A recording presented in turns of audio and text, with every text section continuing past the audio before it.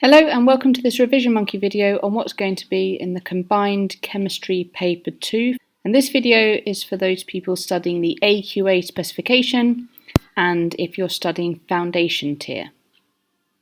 Let's run through what to expect on the Chemistry Paper 2. I'll do a quick recap of evaluate, explain and compare questions. We'll have a look at calculations that you need to know because 20% of the paper will still be calculations. And we'll have a look at required practicals, which are 15% of the exam. And don't forget also lots of skills that we've covered before, things such as surface area to volume ratio, uncertainty, averages, including mean, median, mode, and tables and graphs are likely to come up as well. So have a look through the previous videos in paper 1 for those skills as well. Quick recap of what evaluate questions want you to do.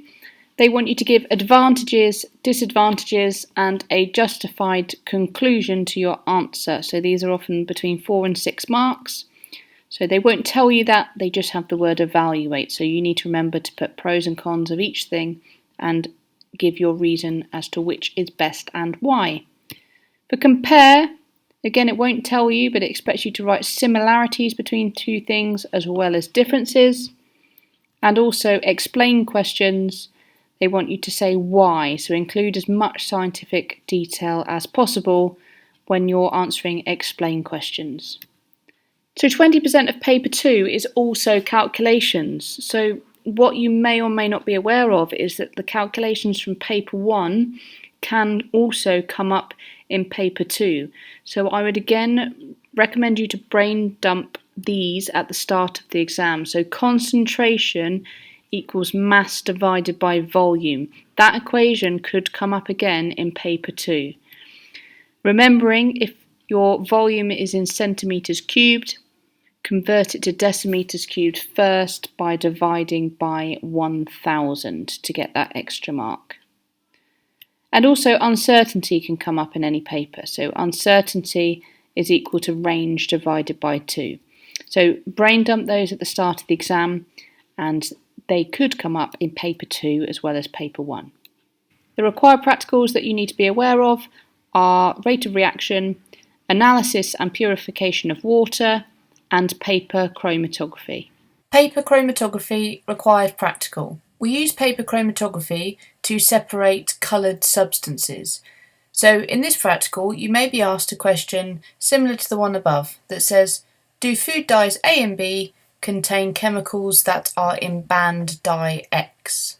So in this practical we're going to separate 3 dyes, A, B and another one called X, and we're going to compare the patterns at the end of the practical. In your exam they might not talk about food dyes, they might be talking about inks or another random coloured substance, but the process is exactly the same. What you need to do to start off with is draw a horizontal pencil line around 2 centimetres from the bottom of a piece of chromatography paper. Do not use pen as this will smudge and spread up the paper. Pencil is insoluble so will not dissolve in the solvent. So this line here that we draw on must be drawn in pencil. On the pencil line put a small dot of the dyes that you want to separate and label these with pencil underneath. So I've labelled them A, B and X. Place the chromatography paper in a solvent, for example water.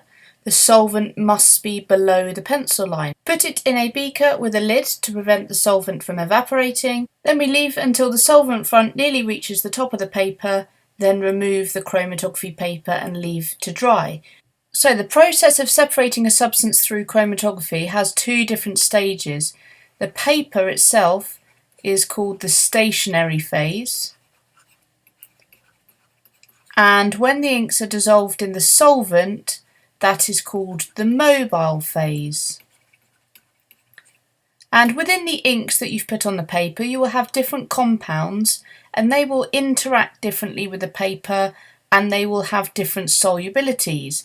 So they will spend different times attached to the paper in the stationary phase and different amounts of times dissolved in the solvent in the mobile phase. So you'll end up separating the substance as it moves up the paper. And to do that, what happens is the solvent moves up the paper and when it hits the dyes, it dissolves any of the soluble compounds in the dyes. They will then be carried up the paper in the mobile phase, and depending on their solubility, they will stop at different distances up the paper. I mentioned earlier the solvent front. That is where the solvent finishes as it goes up the paper. So if the solvent is moving up and it gets close to the top of the paper, where it reaches here is called the solvent front, and when it gets near to the top, we will then remove the paper and leave it to dry. So the pattern left on the chromatography paper is called a chromatogram. So after we've left it to dry, we will see several dots of different colours on the piece of paper. We would then compare the chromatograms of dyes A and B with the chromatogram of the band dye X. In your exam, you're likely to see a chromatogram in black and white like this, rather than it being printed in colour, and each dot just shows how one of the colours is separated as it's gone up the page.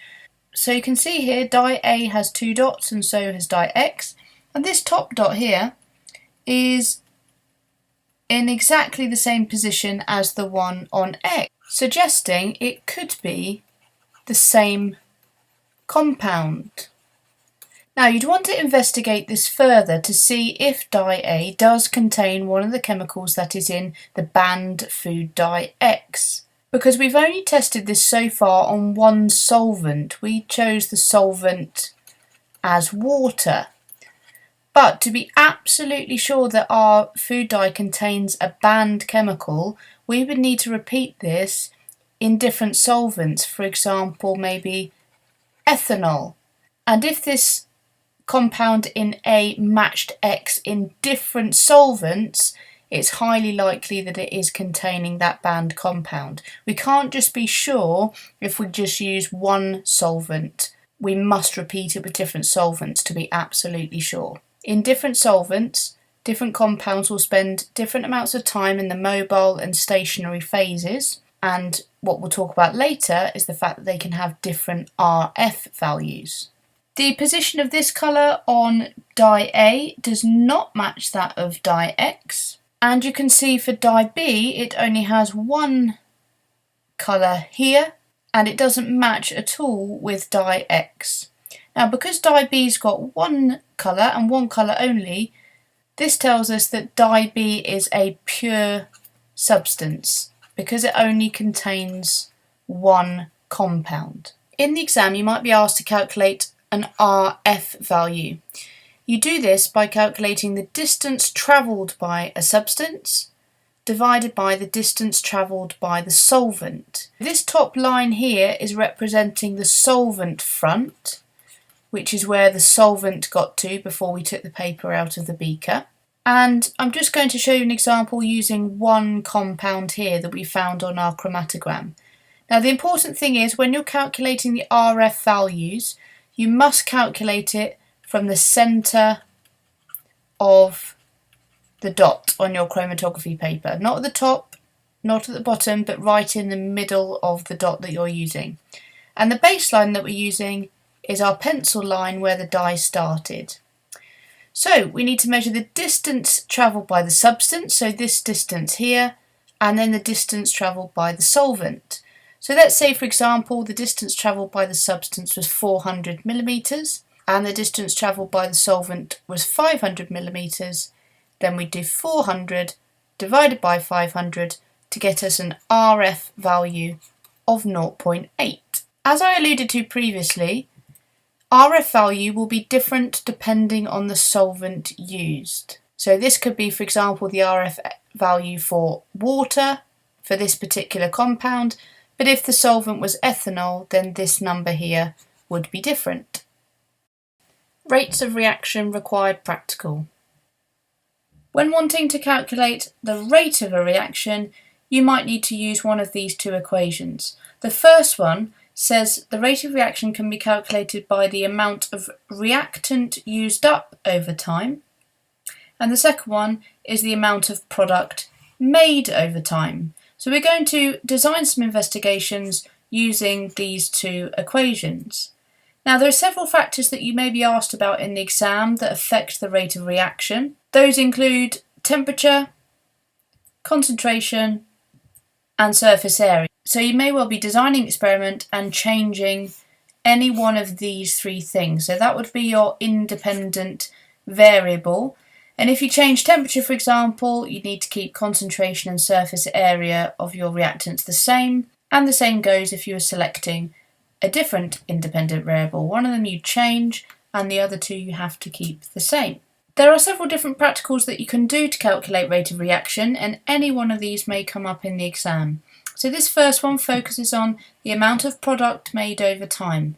And the independent variable that we're going to change is concentration. So we'd measure 50 ml of 0.1 molar hydrochloric acid using a measuring cylinder and pour it into a conical flask. We'd place, for example, 1 centimetre of magnesium into the conical flask, attach a gas syringe and start a timer. So in here we'd have our acid and our piece of magnesium, which you should know is going to create hydrogen gas. To calculate the rate of reaction in this experiment, we could record the volume of gas produced at regular intervals, for example, every 30 seconds for 5 minutes. And as gas is produced by the reaction, the gas syringe will move outwards and you can measure the volume of gas produced. Do not write amount, you must use the word volume. Then we would plot the volume of gas produced against time on a graph, and we can use this to calculate the mean rate of reaction, and I'll go through how we do this later on. We then repeat the experiment for the following concentrations of acid. So this will be our independent variable, the concentrations of acid. The dependent variable would be our volume of gas, which we then turn into our rate of reaction down here. And important control variables are things such as the volume of acid that we are using, the length of magnesium that we're using, and things such as temperature as well. As in all experiments, it's also really important to talk about the fact that you're going to repeat the experiment 3 times and calculate a mean for each concentration of acid that you're using. So a different practical setup now, but still looking at how concentration affects the rate of reaction. This time, this focuses on the equation the amount of reactant used over time. So we start off by placing a conical flask on a balance and zeroing the balance. We would then measure 50 ml of 0.1 molar hydrochloric acid and pour this into the conical flask. And we then place 1 centimetre of magnesium into the conical flask and start a timer. We take the initial reading on the balance as well, so we're starting off with a mass of 25 grams. Now again, we're using magnesium and acid, so we're producing a gas, and because we have no bung on the conical flask, that gas is going to be allowed to escape out of the conical flask. And in doing so, because mass is escaping from the system, the reading on the balance is going to go down. So to calculate the rate of reaction, we can record the mass on the balance every 30 seconds. So we'd wait 30 seconds, write down the new mass, another 30 seconds, again writing down the mass, and so on, and so on. And then we plot the mass against time on a graph, and we can calculate the mean rate of reaction. We'd repeat this experiment for the following concentrations of acid: 0.5 molar, 0.7 molar, and 1 molar, and as always is good practice, right at the end that you're going to repeat it 3 times for each concentration and calculate a mean. A third practical that you might see in your exam, again answering the same question, we're changing concentration and measuring the rate of reaction, is when you draw a black cross on a white tile or piece of paper and place a conical flask on top. We'd measure 50 ml of 0.1 molar hydrochloric acid using a measuring cylinder and pour that into the flask. And we'd also measure 50 ml of sodium thiosulfate using a measuring cylinder and pour that in the flask as well. So you can see at the moment when we've put the acid and sodium thiosulfate in, we can still see the cross because the solution is colourless. However, gradually over time, a precipitate will form to make the solution go cloudy. and at that point we will no longer be able to see the cross.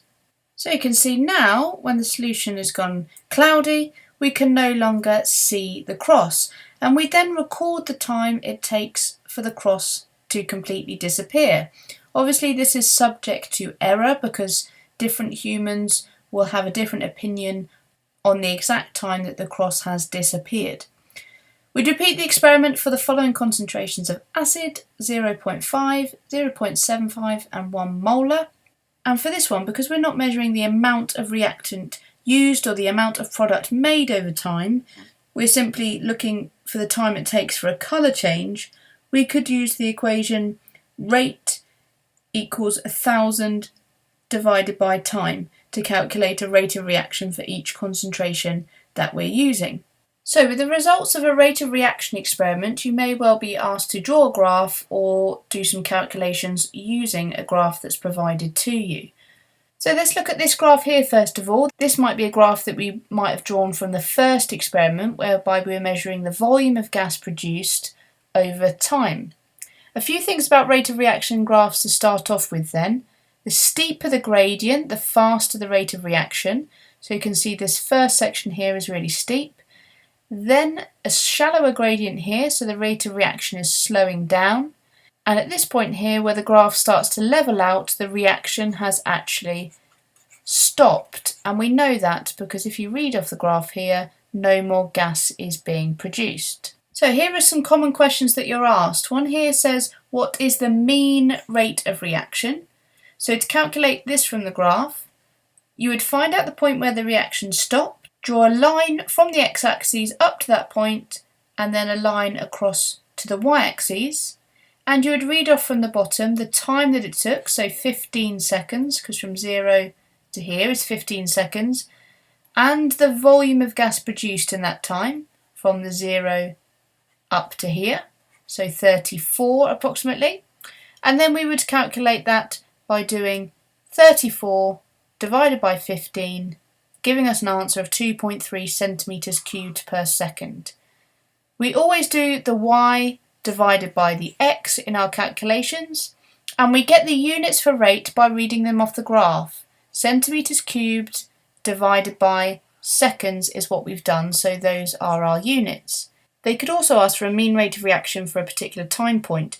For example, what is the mean rate of reaction between 4 and 12 seconds? And in that case, at time point 4, you draw a dotted line up and across to the y-axis. You do the same for 12, and then you would read off between those two sections. So between 4 and 12, we've got a time of 8 seconds, and between our two markers on the y-axis here, we have a volume of gas produced of 12.5 centimetres cubed. So to calculate the rate of reaction, again we do the y divided by the x, so our y value is our 12.5 divided by our x value of 8 seconds. 12.5 divided by 8 gives us, for that section of the graph, a mean rate of reaction of 1.6 centimetres cubed per second. Analysing and purifying water required practical. For this practical, there are 3 different things that you might be asked to write about. The first one is testing the pH of water samples to see if they are in the potable range. The second one is to test the water samples for dissolved solids. Do they have a low enough amount of dissolved salt to make them potable? And finally, if they are not potable, how can we use distillation to purify the water sample? So the first 2 relate to analysing the water, and then the distillation refers to purifying the water. So looking at the first step then, testing the pH of water samples, we would use a device called a pH meter, or sometimes you may see it called a pH probe, but a pH meter is best. All you do with the pH meter is put it in your sample, and then it will give you a reading of the pH digitally. So I've got 3 different samples here. I've got some rainwater, some spring water and some seawater. And I put my pH probe in the rainwater, and I would then record the pH in the table. Repeat that with spring water and record the pH, and finally with seawater and record the pH. Now, are they in the potable range is the question that we're looking at. Are these safe to drink? Well, the potable range is between pH 6.5 and 8.5. So you can see here that the spring water and seawater in these examples are within that pH range, so they could be potable, but the rainwater is too acidic. Okay, it falls below that pH range, so it is not considered to be safe to drink. But we don't yet know if it's potable or not, because it also has to have a low enough amount of dissolved salts and, of course, a low enough amount of microbes. The second part is then testing the water samples for dissolved solids. So we're going to look if they have a low enough amount of dissolved salt to make them potable. This is the equipment that we are going to use. We have a balance here. We've got our Bunsen burner on a heatproof mat with a tripod and gauze. And then we have a beaker, and this beaker is just acting as a water bath. It's just full up with tap water, and on top of that you've got an evaporating dish, and that is where you are going to put your water sample in your evaporating dish. All this water is doing is just acting as a water bath that will gently heat the evaporating dish. It's much better and much safer to do it this way rather than putting the evaporating dish straight upon the gauze. You can also get electronic water baths that will do this as well, which you may see in an exam. So the method for this, we are testing to see if this water sample has dissolved solids in it. So we're going to record the mass, hence the balance, of an empty evaporating dish. We are then going to measure 5 millilitres of one of the water samples, for example rainwater, using a measuring cylinder, and add this to the evaporating dish. So we pop our small amount of water in our evaporating dish like so. We then heat gently over a water bath until all the water evaporates from the evaporating dish. Now, to do it safely in the lab, what you might do is allow most of the water to evaporate and then leave the rest to evaporate slowly. But once the water evaporates, you'll be left with none in your evaporating dish. And you will allow that to cool and then reweigh the evaporating dish.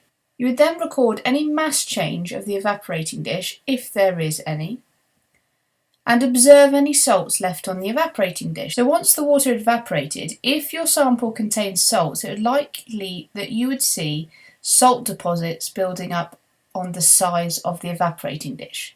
So when you were to put that dish back on the balance and reweigh it, you'd expect it to be heavier because it now has salt on it. You would then repeat steps 1 to 6 with the other water samples. For example, if we used salt water and spring water.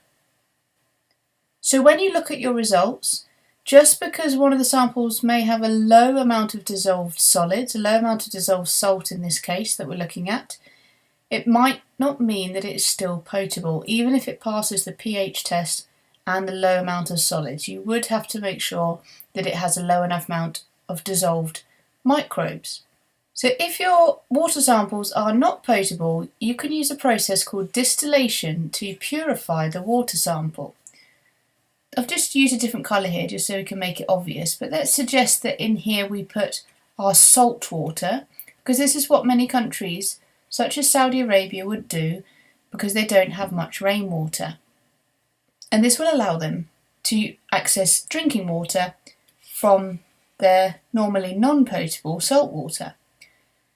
So the flask that we put this in is called a round bottomed flask, and you would heat that flask normally using a water bath or perhaps using a Bunsen burner if you're doing it in the lab. You have a thermometer at the top here, which you'd want to make sure for pure water was reading 100 degrees C, so that you know that in your beaker over here you are getting pure water. So as you heat the salt water, the water will evaporate and it should leave any salts behind in the round bottom flask. The water will evaporate and it will turn into water vapour and it will go up the tube here. This piece of equipment here is called the condenser, or you might see it written as the condensing tube. So the condenser is kept cold by this cold water going in and around the glassware. It doesn't mix with what's in the middle, it just goes around the glassware to keep it cool. And as the water vapour comes in here, it is then condensed into a liquid, and then it will collect as pure water in the beaker. So in this purification process, we would test the pH of the water using a pH meter. We would neutralise it if we needed to by adding alkali if it's acidic or adding acid if it's an alkali. And we use a pH meter, not an indicator, to determine when it's neutral. Because if you're trying to purify a sample, there's no point adding an indicator like universal indicator in there because you're just contaminating it. And a pH meter is going to give you a much more accurate result. So then we pour the salty water into the distillation apparatus, and we said specifically it's the round bottom flask it goes in, and we heat it. And the distillation process, as discussed, will leave us with pure water in our beaker, and we would then just retest the pH at the end to check that it is neutral. Okay, moving on to some content then for chemistry paper 2, topics 6 to 10. A little bit more on rate of reactions first. Just looking at these graphs like we did before, you might have massive product over time. The time might not be in seconds, you might have it in minutes or hours, depending on how quickly the reaction takes. And you might need to identify which is the fastest rate. So we said before, the area on the graph with the steepest gradient is the fastest rate of reaction. So if you're describing it, let's look at line A here. This is the fastest rate of reaction at section 1. Then the rate of reaction slows down as the gradient gets shallower, and then it's a much slower rate of reaction, and then it stops again. So you could describe how the rate of reaction changes, or you might be asked to select the fastest rate of reaction out of 3 lines. In this case, that would be A. We said we come back to the catalyst. We said before that it provides an alternative pathway with a lower activation energy. That's the GCSE bit. You won't get all the marks if you just say that it speeds up a reaction. Remembering reaction profiles from paper 1, they may well creep into paper 2 as well, because you might need to show on there how a catalyst is providing an alternative pathway. If you remember before, the activation energy is this line here from the bottom of the reactants to the peak. So if we're drawing a line with a lower activation energy, you would draw a line on like so, lower than the previous line. So whether it's endo or exo, you do exactly the same thing. Reversible reactions are reactions whereby the reactants make products and then the products can react again to make the reactants. The symbol for reversible reaction is here, and you will have to be able to draw that in the exam. And one example that they talk about is in the specification is hydrated copper sulfate. That's got water in it. So think to yourself, the one that's hydrated with water is blue. And then that will break down into anhydrous copper sulfate. That's a posh word of just saying the water's gone. Okay, anhydrous copper sulfate, which is white, and water is released. So this reaction here, if you've just got one substance which you heat up and break down to form 2, the forward reaction here is called a thermal decomposition reaction. And if you ever see this kind of reaction, it means it's not reacting anything. It means you need to take in heat to break it down. So this one is endothermic, going in this direction because it's taking in heat in a thermal decomposition reaction. And in a reversible reaction, if one direction is endothermic, the reverse has to be exothermic. Looking at organic chemistry then, let's start off with this general formula.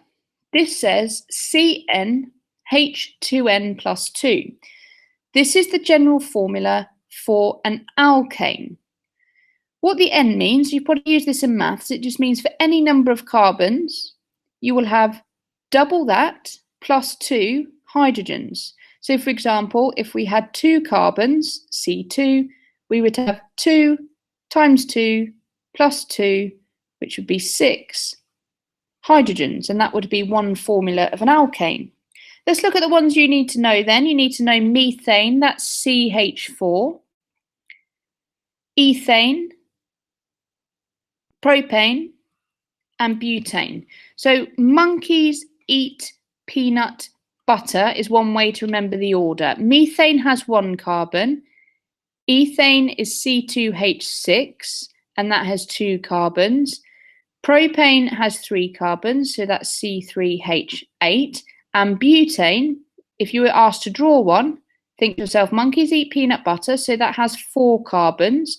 Start in the middle there. And every single bond is a single covalent bond in these molecules. And they are full up of hydrogen ions. And this has got hydrogen atoms, hydrogen atoms. And this has a special word. If it all has single bonds and is full up of hydrogen, this means these are saturated molecules. Think to yourself, S saturated, S all single bonds. Let's finish this one off then. Butane, if you're asked to write the formula for it, C4H10. Now these formulas here are called the displayed formula. So if they start talking about displayed formula in the exam, that's just the one that shows all the bonds in between them. So these are called hydrocarbons because they are just made up of carbon and hydrogen and nothing else. And we can burn these in a combustion reaction. Let's take methane, for example.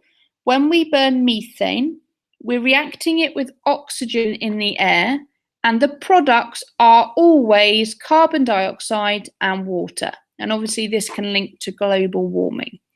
So ethane and oxygen would still make carbon dioxide and water, and propane and oxygen would still make carbon dioxide and water. If there wasn't enough oxygen in our reaction, we would do something called incomplete combustion, which is not very good. It produces a really smoky flame. And let's say methane and oxygen, we'd still produce carbon dioxide and water as before, but with incomplete combustion, we'd also produce carbon, which is soot, so solid black carbon, and carbon monoxide, CO, carbon monoxide, and that's bad as well. So the soot we'll talk about later causes global dimming, and the carbon monoxide is toxic and can kill you. Okay, so that's the alkanes. Fractional distillation then, this is where we are separating different substances by their boiling point. So when we dig down for crude oil, that has taken millions of years to make, it will be a mixture of hydrocarbons. You'll have some short ones, some very long hydrocarbons, and it will be a complete mixture, and it's not useful whilst it's a mixture. So the point of fractional distillation is to separate these. You heat the crude oil with a fossil fuel probably, so coal or something used to heat the fossil fuels. And then you are going to separate them by their boiling points. So the shortest ones have the lowest boiling points and they go to the top. Then you get your longer ones until you get right to the bottom where you've got very long chains. The ones at the bottom have a really high boiling point. So they come out of the bottom of the chamber because they're still next to the heat. They're still heating up, but they're not quite at that stage where they've boiled and risen up the tank. So you don't need to know the names of the products that come out of here or the order, but they're things such as petrol and diesel and gases. So gases come out the top, then you've got things like petrol and diesel.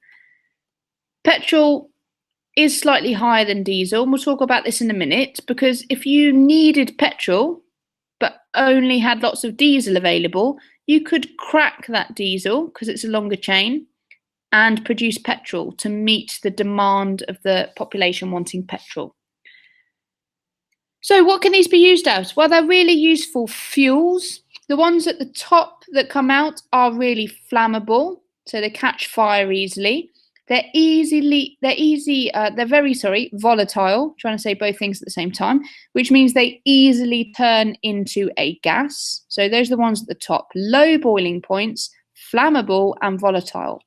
The ones at the bottom have high boiling points, they're the long chains, and they are described as being very viscous. That means they are thick and gloopy and don't flow easily, whereas the ones at the top flow easily. They can be further processed to produce things such as solvents, lubricants, and polymers, which we'll come on to later. But in their raw source, they're best used as fuels. So we said before, if you wanted to produce a shorter chain like petrol from a longer chain like diesel, you could go through the process of cracking. Cracking takes place using a heat, I'll just get rid of that writing, using heat and a catalyst to break up a larger molecule. Now, it could break absolutely anywhere. It could break here and make two molecules, or it could break here and make two molecules. It doesn't matter where on the chain it actually breaks. So let's say we started with a long molecule like C8H18. When you crack it, you produce another alkane with single bonds and something called an alkene that has a double carbon-carbon bond. So the alkane, let's say for instance, you could put any products here in the exam. Let's say the alkane that we produced had 5 hydrocarbons, so it would be C5H. We need to double that up and add 2, so 12. So we use 5 of these, leaving 3, and we've used 12 of these, leaving 6. The product that you make will be an alkene. So that would be C3, because we've got 3 left, H6. And this time you can see that it's just double the number of carbon, not double plus 2. So this is what cracking makes, alkanes and alkenes. And alkenes have a double bond. So this one would have 1 double bond between 2 of the carbons, and then the rest of them are single bonds. Like so. For foundation, you won't be asked to draw these alkenes. You'll just need to know that cracking produces an alkane and an alkene. So C3H6. So you could have cracked that another way. Okay, you could have 3 carbons here and 5 over here. It doesn't matter what the products are, as long as they all add up to C8H18. The test for alkenes we need to know about is bromine water, and that goes from orange to colourless in the presence of alkenes. In alkanes, it will just stay orange, so you'll know where your alkene is because it will go colourless. So there's 2 types of cracking. One of those is steam cracking. So for this process, you would vaporize your hydrocarbons, so turning them into a gaseous vapor, and mix them with steam and heat them up, and that will then crack your hydrocarbon. Or you may well see something called catalytic cracking. It's got the word nearly catalyst in here, and this is where you vaporize the hydrocarbons again, but this time pass them over an aluminium oxide catalyst, and it will do the same process of cracking the molecule. So, chemical analysis. You need to know the test for some different gases. Hydrogen is one. If you put a lit splint in the sample and hear a squeaky pop, that means you've got hydrogen present. For oxygen, if you place a glowing splint in a sample, so you've lit it up and then blown it out so it's glowing slightly, it will relight if oxygen is present. Carbon dioxide, we should hopefully know this one. You bubble it through lime water, and if carbon dioxide is present, the lime water will turn cloudy. And again, like previously, because a precipitate has formed, a solid precipitate has made it go cloudy.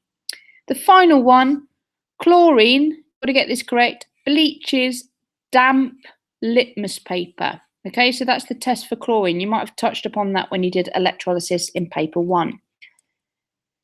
Let's talk about different compounds then. Some compounds are pure.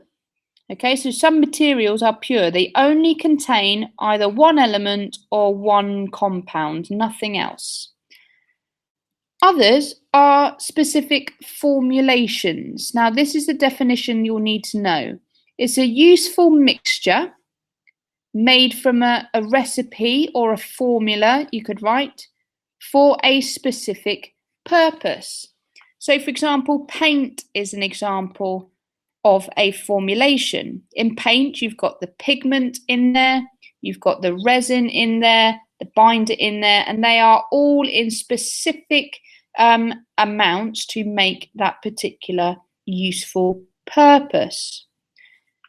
Pure substances you will recognise because they have very specific melting points and boiling points. For example, you'll know if a substance is pure copper because it will have an exact melting point of 1083 degrees. It will have an exact boiling point of 2567 degrees. You find these data tables online, and they tell you the exact melting and boiling point of a pure substance. If you had a mixture or something that was impure, or a formulation, for example, you would not have an exact melting point for copper. So let's say you had a particular sample and the exam tells you that the melting point for copper was 1080 degrees. Even though that looks very close, that is not accurate, is not close to the true value. So this would be an impure sample of copper. It would contain some impurities, perhaps a little bit of sulfur or something like that. So only if they are exactly what the table matches can we class them as pure. Accuracy, if that comes up, in terms of these constant values here, they are accurate if your value is exactly the true value. So, chemistry of the atmosphere then. Scientists believe that the Earth began around 4.6 billion years ago. At that time, there was lots of volcanic activity, releasing gases such as nitrogen, carbon dioxide, ammonia, which is NH3, carbon dioxide, methane into the atmosphere. And the early atmosphere was very much like that of Mars and Venus today. So we went from an atmosphere that had lots of carbon dioxide in it to an atmosphere that now contains, comparably to everything else, very little carbon dioxide, loads of nitrogen and some oxygen as well. So how did it do that? Well, some water vapor was released from the volcanoes as well. That water vapor condensed to form the oceans. As the Earth started to cool down, the water vapor that was in the air condensed to form the oceans. And when that happened, a lot of the carbon dioxide from the early atmosphere dissolved into the oceans. And there it made the shells of early marine organisms. So it made the shells of, we call them calcium carbonate shells, of lots of different marine organisms. It also, whilst it was being dissolved in the ocean, over millions of years, it would have also been crushed down into fossil fuels. So these calcium carbonate animals that died would have been crushed down and locked up in fossil fuels. As well as that, because this rock type occurs at the bottom of the seabed, they would have also been locked up in sedimentary rocks. So you had a situation where you've got lots of carbon dioxide in the early atmosphere, but as it's getting dissolved in the oceans, it is getting locked up in fossil fuels, sedimentary rocks, and in the production of calcium carbonate shells. As well as that, before the animals came along, really, we had algae around 2.7 billion years ago. 2.7, sorry, my writing, billion years ago. We had algae forming and plants a little bit later on, and they took in the carbon dioxide in a process called photosynthesis, which you should be aware of. And in the process of photosynthesis, they took in the carbon dioxide and they released oxygen. So the levels of oxygen in the atmosphere started to rise, which sustained other life. Until we got the composition of the atmosphere as it is today, okay, which is 80% nitrogen, approximately, that's rounded up. 20% oxygen, again, that's rounded because together they make 100%, but obviously we've got a few other gases. We've got carbon dioxide, 0.04%, and other gases like argon, water vapor, and things at less than 1%. So it's weird, but in the exam they will round these figures up and down normally, so it might not add up to 100% altogether. So an atmosphere of mostly carbon dioxide, dissolved in the oceans, made sedimentary rocks, fossil fuels, dissolved, made the carbonate shells of animals, and then taken in by photosynthesis, oxygen released, and we end up with the atmosphere like it is today. So chemistry of the atmosphere continued then. We're going to look at global warming. We touched on this in biology, so hopefully you'll remember my way to remember it, which is the soot sun produces the soot shortwave radiation, and that can go through the greenhouse gases, which provide a blanket around the Earth. So these are things like carbon dioxide, the first one, methane, and the lesser known one is water vapor. So always write carbon dioxide first and then methane and water vapor. So the shortwave radiation goes in, but all of the objects on the Earth absorb that radiation and reflect it back into the atmosphere. But this time, as it goes out, it is now long wave radiation. And that doesn't just go straight through the greenhouse gases. Some of it does, but some of it is absorbed and re-radiated back to Earth. So that is what is causing the global warming. The shortwave radiation goes in, it's reflected off of the Earth as long wave radiation, and the greenhouse gases absorb and re-radiate that back to Earth, causing a warming effect. Now we need that to some effect to sustain appropriate temperatures for life on Earth.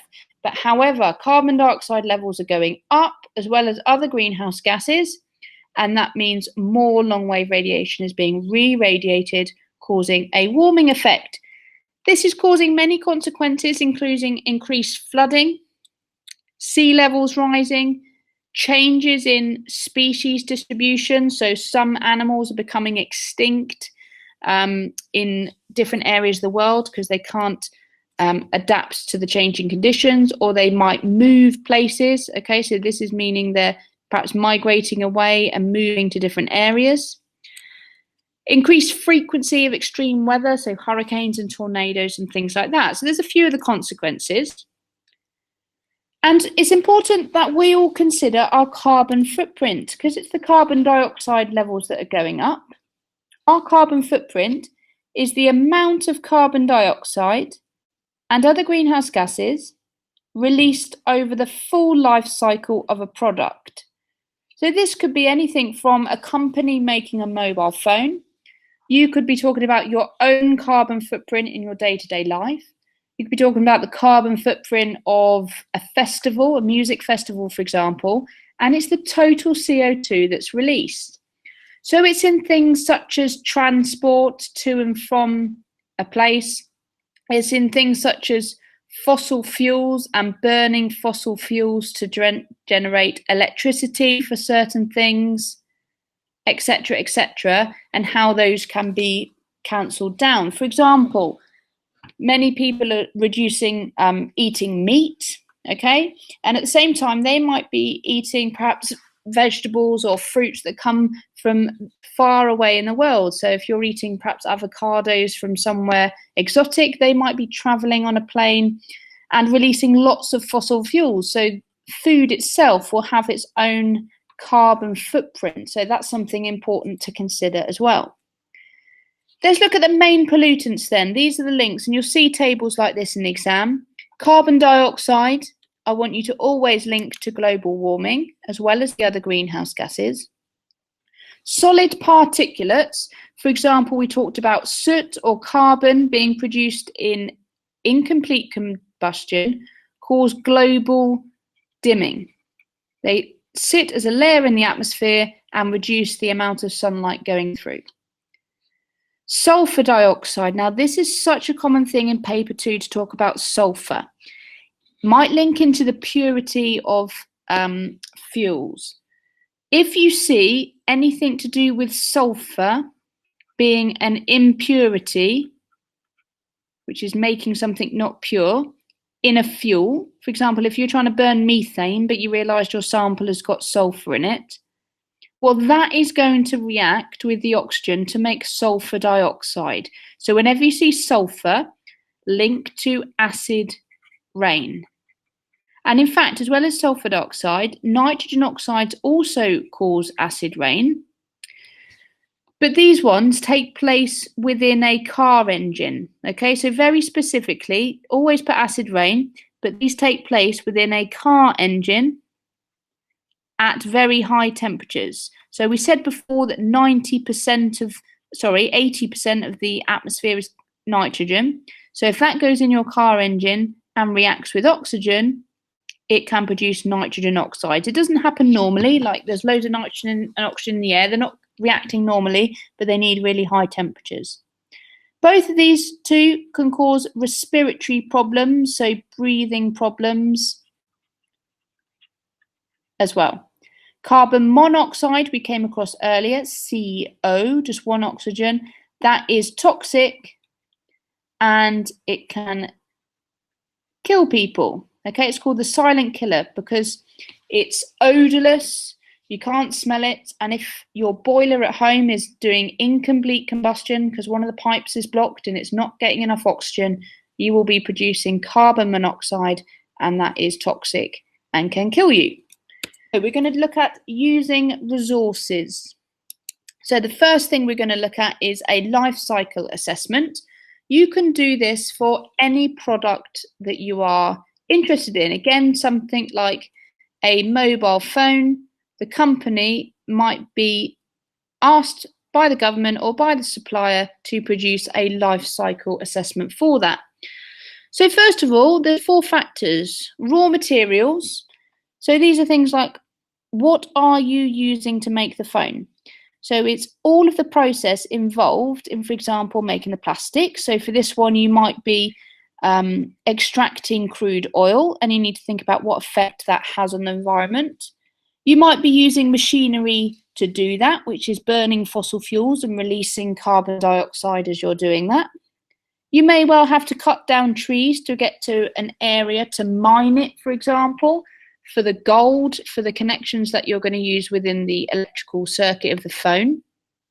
So there's loads of things that you can think about that will affect the environment when you're looking at the raw materials for the phone. The manufacturing and the packaging. So in all of these processes, they often involve some sort of factory which you need to power by burning fossil fuels to generate electricity.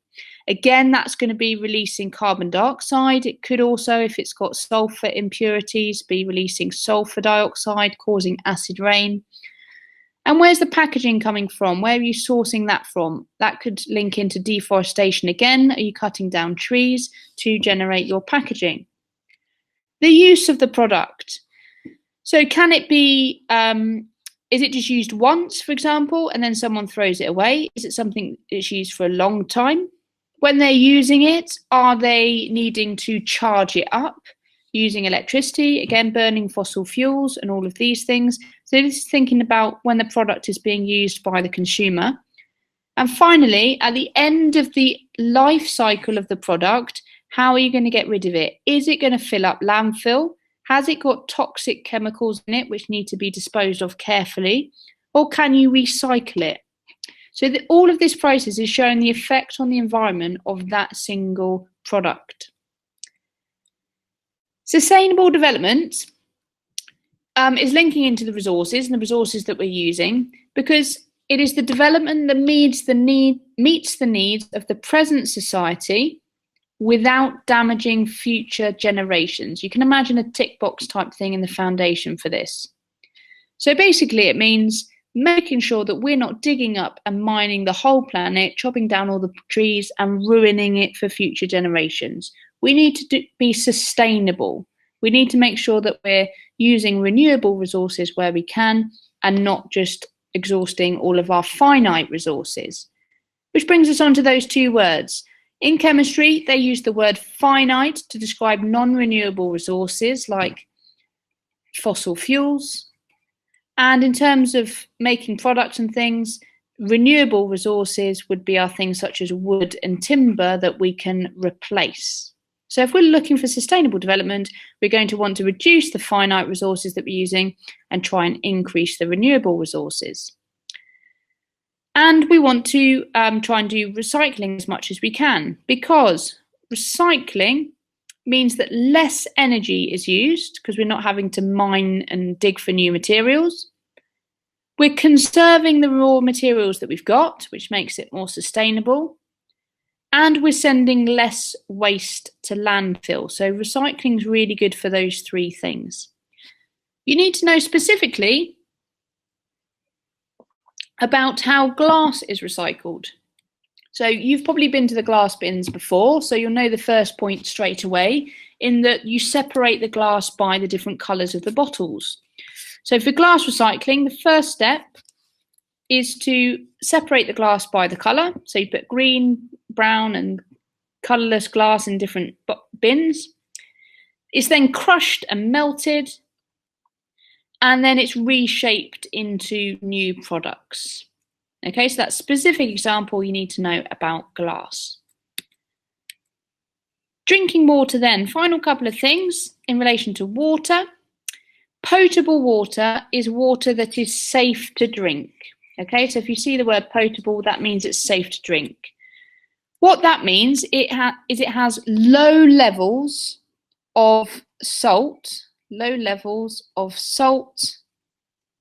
and microbes. So you might have a little bit of salt in there, a little bit of microbes or bacteria, but they are low enough levels that they are not going to cause any harm. It is not the same as pure water. Pure water would be just H2O, nothing else dissolved in it or anything tainting it. It's just H2O. So pure water, again linking back to the boiling points, would have a boiling point of 100 degrees. Potable water might not have a boiling point of 100 degrees because it might have a few other bits in it that increase the boiling point. Water sources. So surface water is one. In the UK, we have lots of surface water. We have lots of lakes, rivers and reservoirs to collect our fresh water, which is our rainwater in. We could also get water from groundwater, so underground rocks where water is stored. And to get it, to make sure it is potable, we have to go through a process of filtration. So a large wire mesh, which will get rid of large objects like twigs and, I don't know, trolleys, plastic bags, bottles, whatever else has been chucked in the river. Then we have to filter out the smaller solid bits. So we put that through a gravel and sand bed. So the water is filtered through there and other solid bits like smaller twigs and leaves and things will be removed. And then finally, we need to sterilize it to kill microbes. And there are several ways we could do that. We could use ultraviolet light that has enough energy to kill the bacteria. We could bubble it through with chlorine or bubble it through with ozone gas as well. So either of those methods or all of them we might use to sterilize the water. Then it is potable and safe to drink and we can put it through our taps. Now, in hotter countries, places like Saudi Arabia, for example, Dubai, where there's not a lot of rainfall, there are different steps you can take if there is not a lot of fresh water. And one of those steps is reverse osmosis. So normally osmosis would mean that the water would move from where there's a dilute solution, so a high concentration of water, to a low concentration of water. So normally, I'll just put normally there, that's the way the water would move.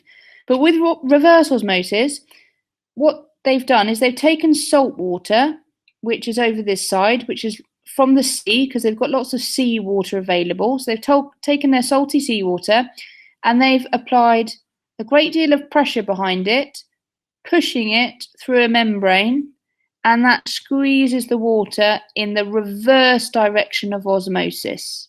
Okay, in this direction. That's why they call it reverse osmosis. It goes against the gradient. Okay, so we require a lot of pressure for that.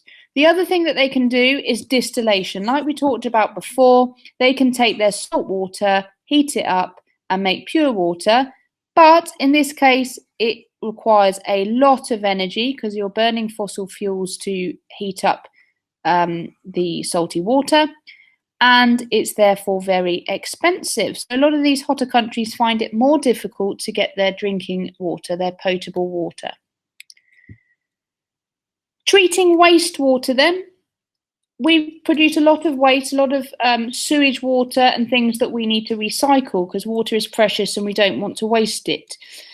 So we get a lot of waste from farmers and also from sewage systems, which we need to clear. So we first do a screening process, which is like a filtering process, really, to start off with, whereby we remove large objects from the wastewater. It then goes through a sedimentation process, and in this process, our wastewater separates into a sludge at the bottom, which is really thick. And then you get a fluffy layer on the top, which is called effluent. And you might have seen pictures about that, where this bit's really frothy and foamy and really light. So it just separates the products like so. Then there's two different processes. For the sludge, we do anaerobic digestion to break down all that waste material in the water. And for the effluent, we do aerobic digestion. So you might remember that the effluent is closer to the air because it's at the top. So that might be a good link to think that's the one that has aerobic digestion. So for the effluent, air is pumped into it. And then bacteria break down the effluent in aerobic conditions. For anaerobic digestion, and finally the water is released back into the rivers. So the bacteria break down any waste product and then the water is released back into the rivers. For anaerobic digestion, if you are a separate scientist, you would have looked at this before in biogas generators. So this is where the link is between biogas generators for separate scientists. So bacteria break down the sludge, but this time in anaerobic conditions. And the two products are methane, which is a biogas, which can be used as a fuel, and fertilizer, which can be used by farmers to put nutrients back into the soil.